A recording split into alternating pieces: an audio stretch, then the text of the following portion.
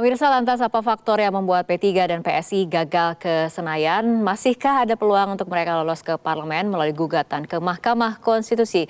Kita akan mengulasnya bersama sejumlah narasumber yang telah hadir. Bergabung dari luar studio ada Ketua DPP P3 Ahmad Baidowi dan juga bergabung politisi PSI Ade Armando. Selamat malam Mas Awi, selamat malam Mas Ade.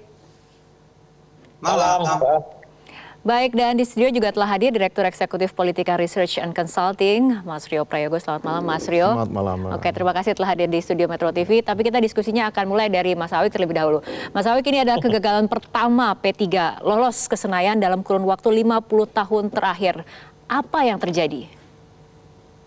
Ya, kami tidak membayangkan bernasib seperti ini ya, karena data-data kami termasuk kerja-kerja kepemiluan kami menunjukkan hal yang sebaliknya, bahwa P3 menunjukkan angka yang bisa melampaui 4%. Namun demikian, kita melihat hasil rekapitulasi nasional secara berjenjang yang sudah diumumkan tadi malam, itu menunjukkan bahwa kami tidak mampu mencapai angka tidak mencapai 4%, jadi hanya sebatas 3,87. Tentu ini menjadi persoalan. Maka kemudian tadi malam kami tidak menandatangani berita acara rekapitulasi yang menunjukkan bahwa kami akan melanjutkan gugatan ke Mahkamah Konstitusi.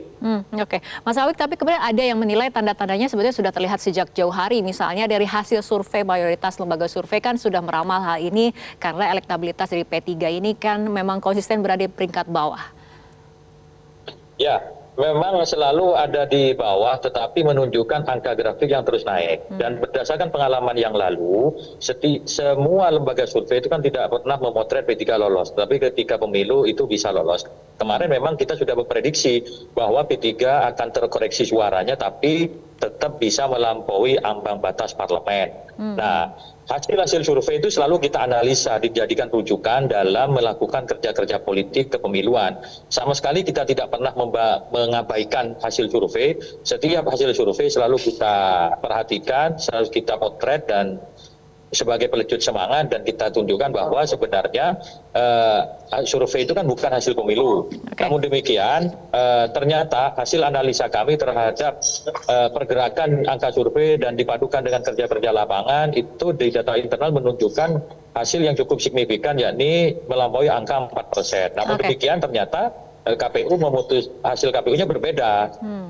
Ya tentu kita hormati, makanya kemudian P3 memiliki waktu 3 kali 24 jam untuk mengajukan gugatan ke Mahkamah Konstitusi, dan ada 3 kali 24 jam masa perbaikan. Itu yang akan kami maksimalkan. Oke, baik. Nah, sama seperti P3, ini PSI juga gagal masuk parlemen, Mas Ade. Ini kan padahal selama ini banyak yang melihat PSI ini sudah berupaya menjual nama besar dari Presiden Jokowi, tapi kenapa masih belum berhasil? Ya, kalau urusannya adalah menggunakan nama besarnya Pak Jokowi, itu memang dilakukan dan tentu saja berdampak untuk derajat tertentu.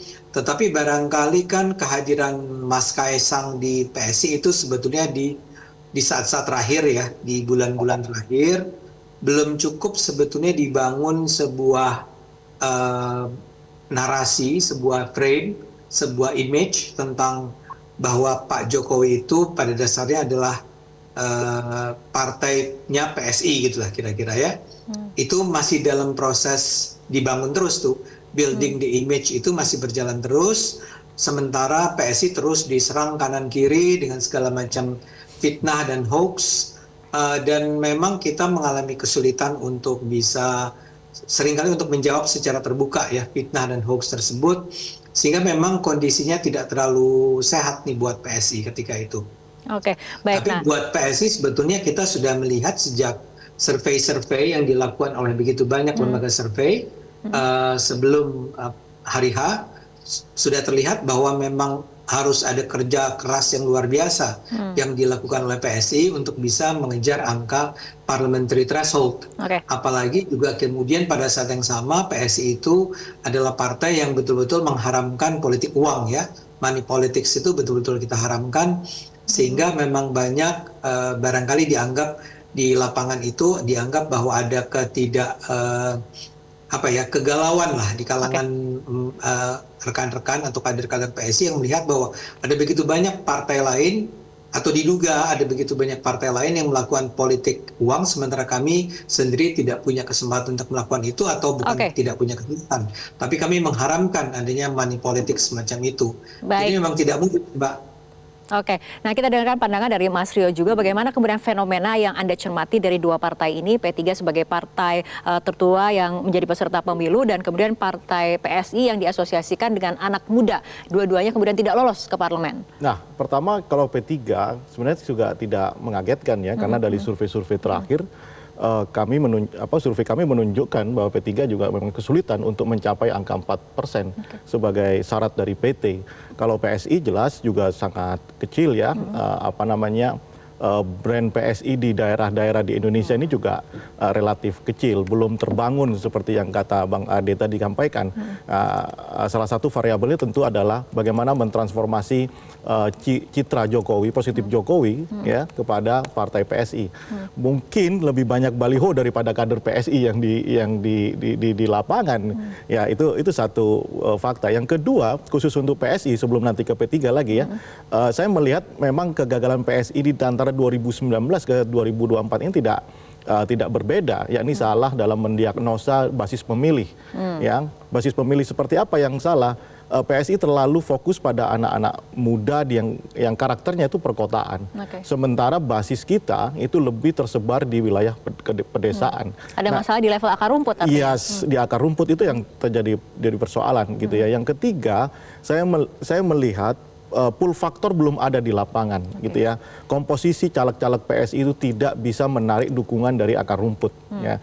Artinya ketokohan mereka masih dipertanyakan sama publik. Mereka masih, publik atau pemilih itu cenderung masih enggan untuk memilih PSI karena memang tidak ada tokoh yang benar-benar siap tarung atau kompetitif. Pun demikian dengan P3. Saya kira ini lebih kepada positioning P3 saja di dalam melihat politik di tahun 2024. Pertama misalnya, ya tentu saya juga sebagai seorang analis politik menyayangkan ya partai yang sudah lama, legendaris harus terlempar dari parlemen. Tetapi mungkin ini akan menjadi evaluasi, paling tidak di sisi konsolidasi di internal tim. Saya lihat kemarin ada pergantian ketua umum, ya di tengah proses perjalanan pemilu, tentu itu akan menimbulkan banyak impact ya terhadap konsolidasi di level bawah. Yang kedua, yang paling penting adalah salah membaca posisi Jokowi. Ini menarik ya, karena P3 buru-buru mendukung Ganjar dan kita lihat partai-partai pendukung 03 juga mengalami penurunan kan tidak. Oke, PDI memang menjadi peringkat 1, tapi ada penurunan angka dari 19,8.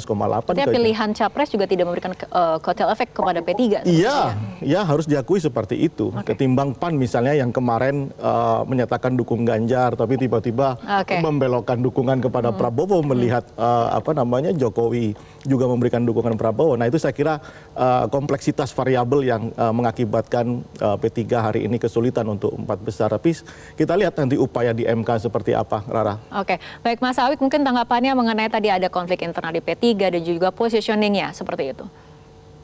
Ya, itu kan analisa dari teman-teman pengamat, ya silahkan aja, beliau kan menganalisa secara objektif, tetapi kami pastikan bahwa di internal P3 tidak ada masalah, kondusif, bahkan meskipun kita sudah dinyatakan tidak lolos oleh KPU, kami masih tetap solid, bahkan malam ini kita menggelar rapat harian untuk menentukan sikap-sikap politik ke depan, termasuk juga memperkuat menganalisa terakhir draft gugatan yang akan disampaikan kepada Mahkamah Konstitusi.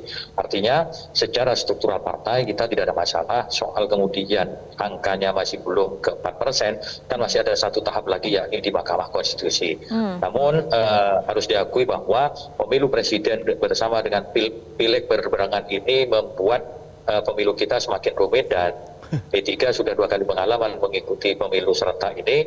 Ternyata perhatian masyarakat lebih banyak tersedot ke pemilu presiden, sementara pemilu legislatifnya kurang mendapatkan porsi, bahkan juga di pemberitaan mungkin relatif lebih sedikit ya dibanding dengan pemilu presiden. Yang penting ke depan adalah bagaimana sistem kepemiluan kita ini dievaluasi, karena ini cukup rumit dan menghasilkan pemilu yang saya kira tidak pernah terjadi sebelumnya ya. Sudah sangat, menurut kami itu pertarungan di lapangan itu sudah sangat vulgar sekali, yang namanya money politik itu sudah hal yang vulgar sekali gitu. Baik, Mas Awik. Nah, ini Mas Rio mengenai peluang dari partai-partai yang tidak lolos parlemen, kemudian pasca gugatan ke MK ini akan seperti apa? Ditahan dulu jawaban dari Mas Rio karena kita harus ikuti jeda berikut terlebih dahulu.